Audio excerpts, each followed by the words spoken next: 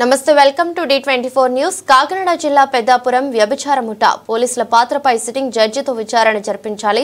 CPM డిమాండ్. ఎంతో చరిత్ర కలిగిన పెద్దాపురం పేరును చెడగొడుతున్న వ్యభిచార ముఠా పోలీసుల పాత్ర పైన సిట్టింగ్ జడ్జితో సమగ్ర విచారణ జరిపించాలని సిపిఎం పెద్దాపురం మండల కమిటీ డిమాండ్ చేస్తుంది.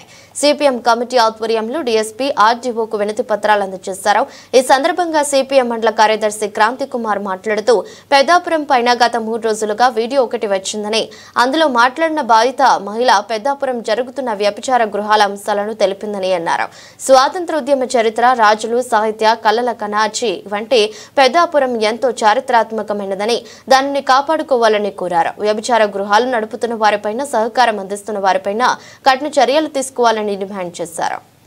పట్టణానికి సంబంధించినటువంటి ఒక వీడియో ఒకటి వైరల్ అయింది.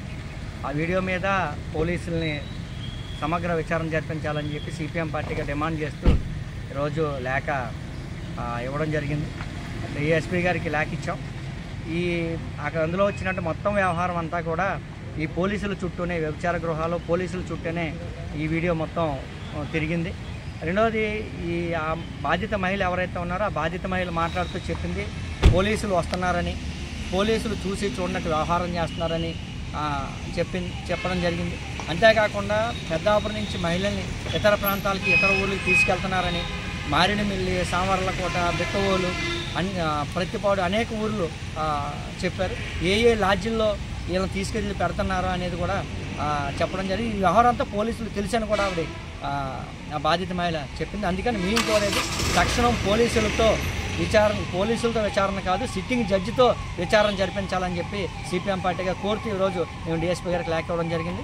ఇక రెండో అంశము, ఈ మహిళలు ఎవరైతే ఈ బాధిత మహిళలను గుర్తించారో, బాధిత మహిళలా కాదు, వ్యభిచార గృహాల్లో ఉన్నటువంటి మహిళలు ఎవరైతే ఉన్నారో ఈ మహిళలందరికీ కూడా ప్రభుత్వం తక్షణం ఉపాధి చూపించాలా. ఉపాధి చూపించడం అంటే తాళాలు వేసేసి తలుపులు వేసి వెళ్ళిపోండి అంటే అది అయ్యేది కాదు.